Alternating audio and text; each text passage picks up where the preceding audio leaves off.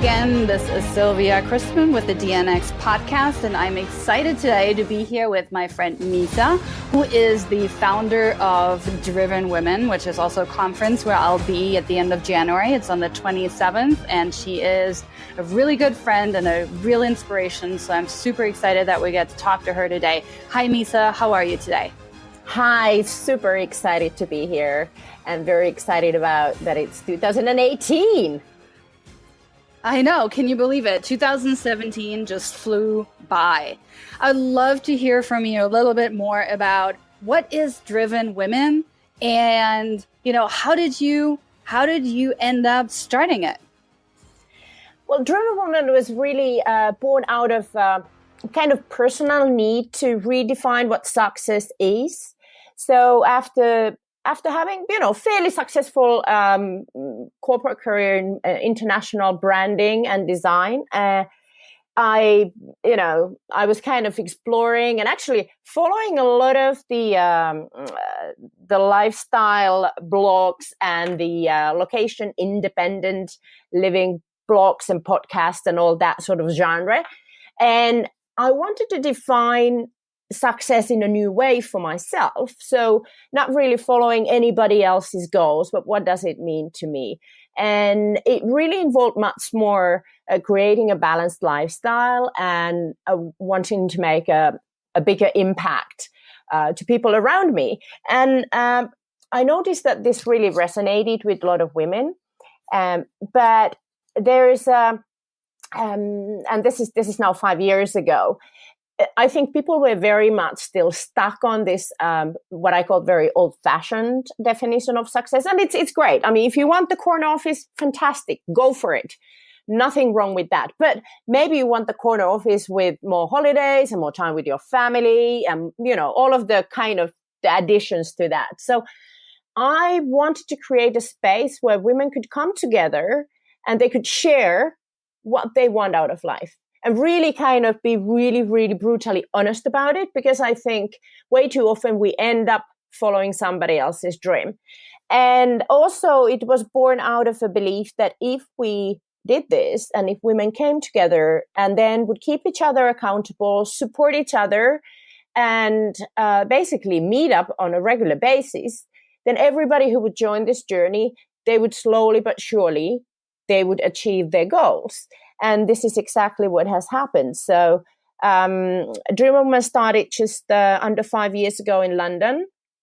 And basically what we do, we get together in small groups, no larger than 15, once a month in a very structured way.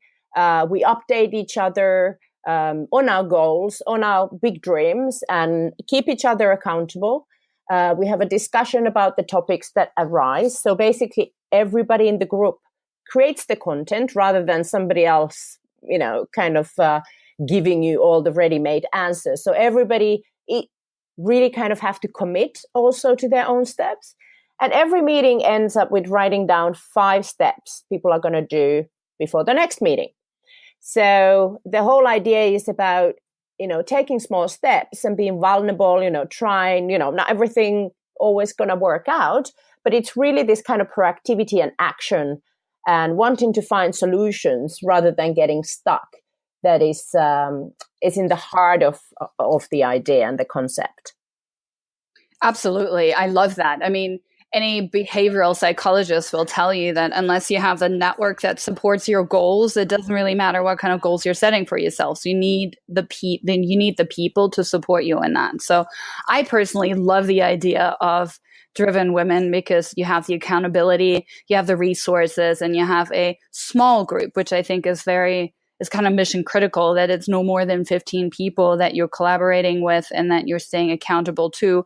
So it never goes out of control. So tell me, what are the biggest wins that you had last year in 2017 as a result of this form of collaboration and accountability? So basically, what has happened in the beginning, the first 2 years, the whole thing was very small. It was only like we had 2 groups, and we were really enjoying the journey for ourselves. And I noticed that it was very much my own personal growth journey as well. And I had another business at the time, and it was really just kind of finding that presence in the group and doing my own work, really. And everybody were doing their own work, own personal growth work in the group. But then it started to grow kind of organically, and some of the members who had really great results, they wanted to start their own groups. They asked me, could I run a group like this? I was like, yeah, sure, absolutely. So it started to grow organically, and also outside the UK. So in 2017, it's actually been we've taken the whole concept and the brand to a completely new level. I took on 2 co-founders, basically ladies who started the groups in Switzerland, and they just, they opened 3 cities in 3 months. It was incredible.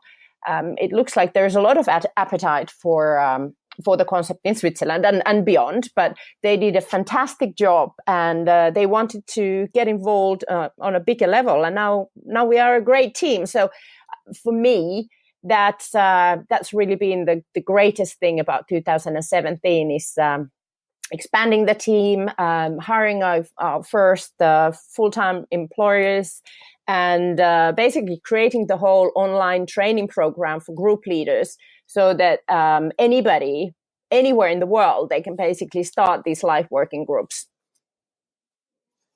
That's exciting. Congratulations. That makes me really happy to hear. I had no idea that it's grown to such a big level. I'm just excited to be in London on the 27th, I think it is. When it's on the 27th of this month, to be part of Festa. Festival of Doers. Doers. Exactly. Yeah. Tell me more about that. I mean, I know I'll be there, so if anybody wants to come, please do so. But just tell us more. Tell us more. How is the Festival of Doers? So that because the core of DrivenWoman is commitment, taking action, and not just talking about stuff. So I struggled for a while, to come up with a concept that we could do like a one-day seminar.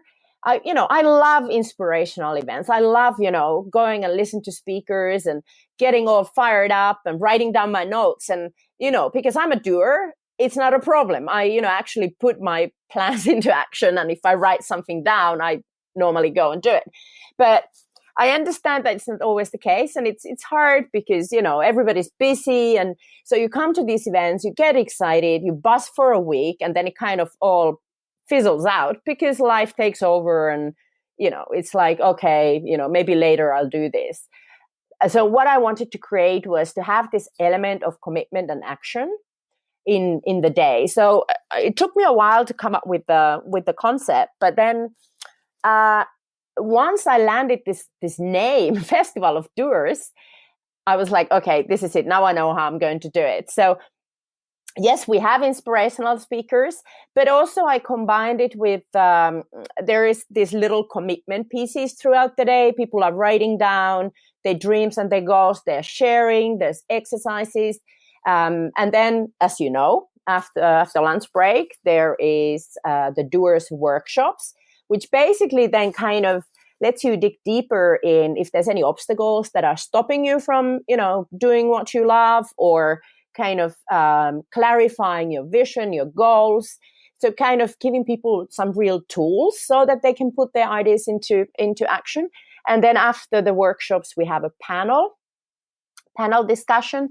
And throughout the day, there's a doers village. So people who are doers, they are kind of showcasing their businesses, their concepts, their books, their, whatever they are kind of working on. And the first event absolutely blew my mind and was beyond anybody's expectations, really. And it's been growing just ever since. And I don't even have to market the thing. I mean, the tickets are just flying. I don't have many tickets left, by the way. So if anybody wants to come, it is not a festival of procrastinators. Hey, no, get the ticket. Yeah, we'll put the link below this podcast for sure. We'll have it there if anybody wants to come is in London. I'd love to see you guys. Obviously, you more than welcome to join us. We're excited about this. And you said something really important, and I think it's I'm a natural doer myself, right? So I hear things, I execute on them, and I execute on them, and it comes fairly natural to me. So, for example, earlier this year, I was like, oh, I want to go kite surfing, just a random idea. But then I actually put that into action, and I'm here right now in Brazil learning how to kite surf. And somebody asked me earlier today, why? And I said, well, because I said I would. It's because I said I would, and then that's it. And I think that, and I know this myself too, from coaching and helping people build businesses and lives in which they can thrive and be really happy and fulfilled, that not everyone is a natural doer, right? Like some people have a fundamental ability to be extremely enthusiastic, but the action items are not that. So if you have, having a balanced group of people where somebody is a little bit more of a skeptic who brings to light sort of the ideas of really mission critical feedback that we need, constructive feedback. Sometimes we need people that give us the enthusiasm that we need to move forward.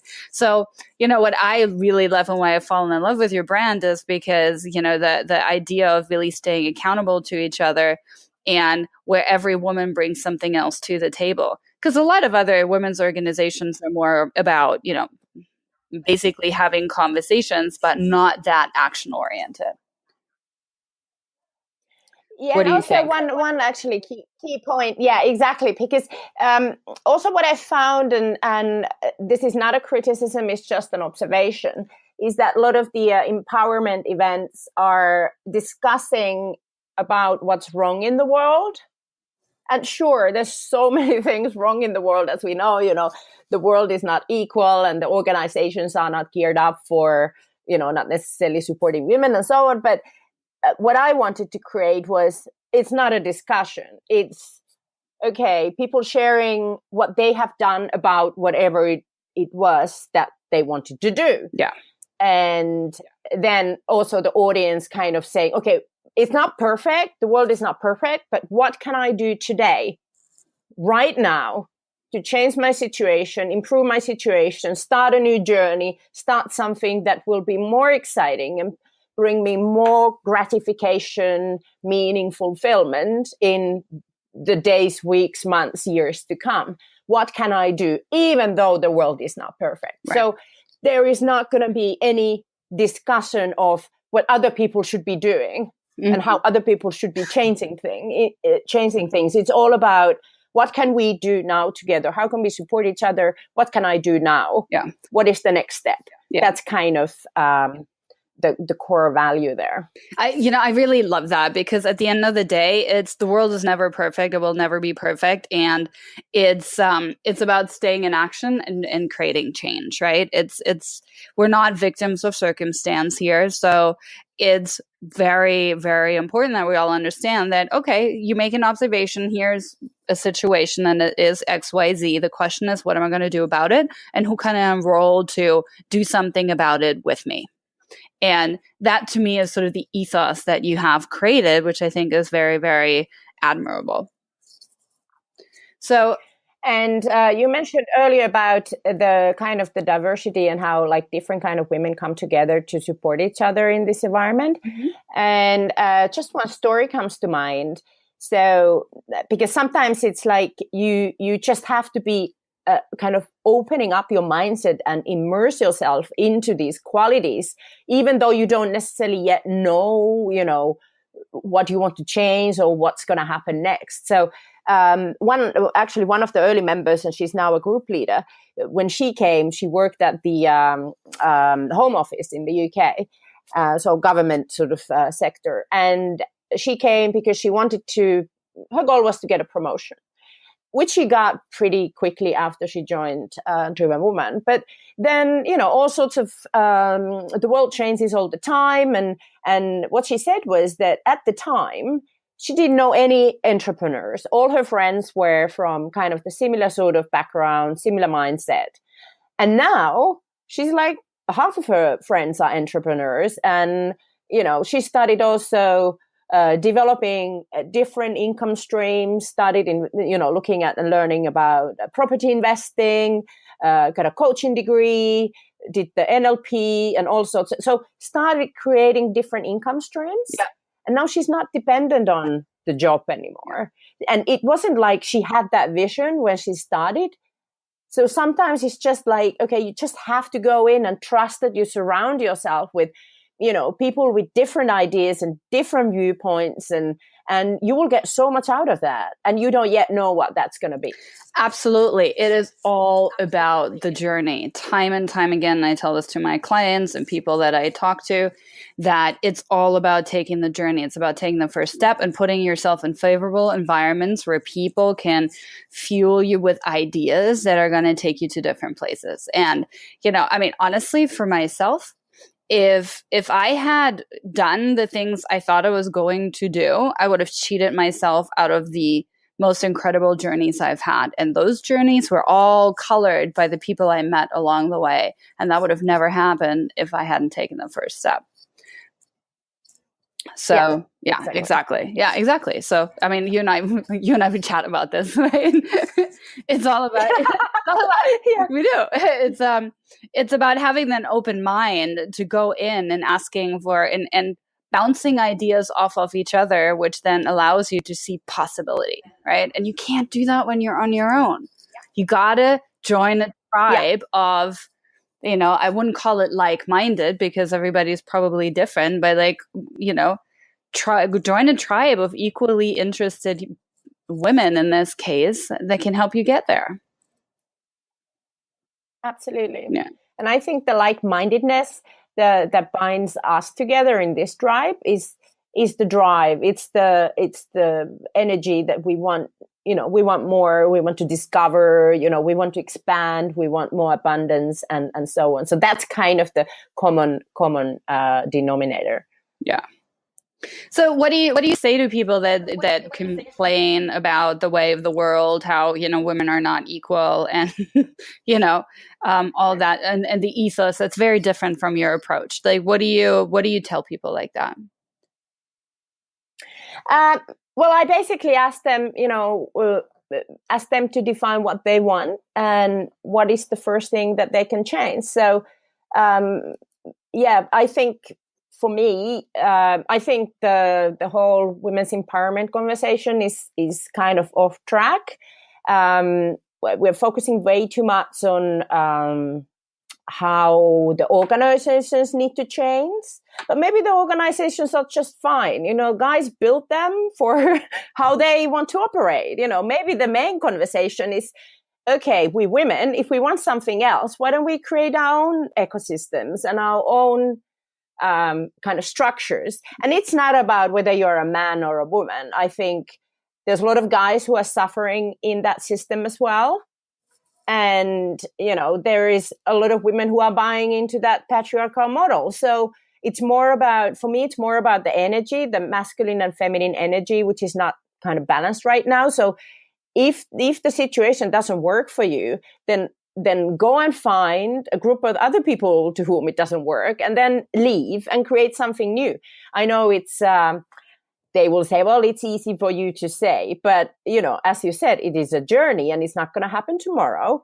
But everybody can, start putting in small steps slowly with the bigger vision for, say, 5 years from now. So we need to start these things. We can't just kind of stay dormant and put our hands up and say, well, there's nothing I can do. Right. Couldn't agree with that more. My question to someone like that is always, well, what are you doing about it? Because there is. Yeah. And I want to say, having had the privilege really to study with and learn from, serial entrepreneurs, it doesn't really matter what it is in the world, that most products and services came out of, or a lot of them were created out of a frustration with existing systems. So in a way, it's no different to create new systems when it comes to dated systems of patriarchy and the way that companies are structured. It's no different. You don't like it, create something new. There's plenty of people that will join you on that if you have the audacity to go out there and do something about it. But that would require getting up and taking action. And listen, I also appreciate that not everybody's going to be an entrepreneur, and not everybody has to be an entrepreneur. But what I'd like to really stress is that every choice you make, you either support the old system or you support the new system. There's enough companies who are already working in new ways and in flexible ways and in the ways that support family and, healthy living and sustainability and all of that. So it is everybody's individual choice if they choose to work and take their talent to a company which is very kind of restrictive and doesn't, live in a modern world, I would say, or if they actively seek to find a new job in an environment that, better supports their views and their values. And the same thing goes for every purchase decision. So I think people underestimate how much we can actually do as consumers. So even if you didn't, you think, okay, oh my God, I can't start a business. That's not the only option. There's so many options to how you can influence, because every choice you make is a choice that you can either support the old or the new. Yep. I agree. Thank you so much, Miisa. I can't believe we're already at the end of our time. This has been, as always, such a true pleasure speaking with you. Again, we're going to post all of the important links below. Quick, Miisa, one more thing. Is there anything else that's coming up that you want to tell the audiences about before we go? Listen, just two very quick things. Wherever you're listening, if you think, oh my God, I need life working group, a DrivenWoman group where I am, but you don't have one yet, please, send us a message, drop us a line. We are at the moment, we are starting mainly in Europe, but for instance, we are opening a new group in Sydney in February. So we are training people online. It's a very straightforward concept and a fantastic global community of women. And we all support each other. And on that note, we are also opening our funding base. We're going to do our first equity crowdfunding round this month in just a week or 2 times. Very exciting times. So again, stay tuned. Check out the website, and you will find the links there when we are ready to start. So perfect. Thank you so much. Those 2 things. Yeah, thank you. I'm excited. Yeah, we're going to post the links below for everyone to listen. And again, thank you, Miisa. Thank you so much. And I hope you have a wonderful rest of your day. And I'll see you in London in a couple of weeks. Silvia, it's been such a pleasure. Can't wait to see you here. Take care. Bye-bye. Bye.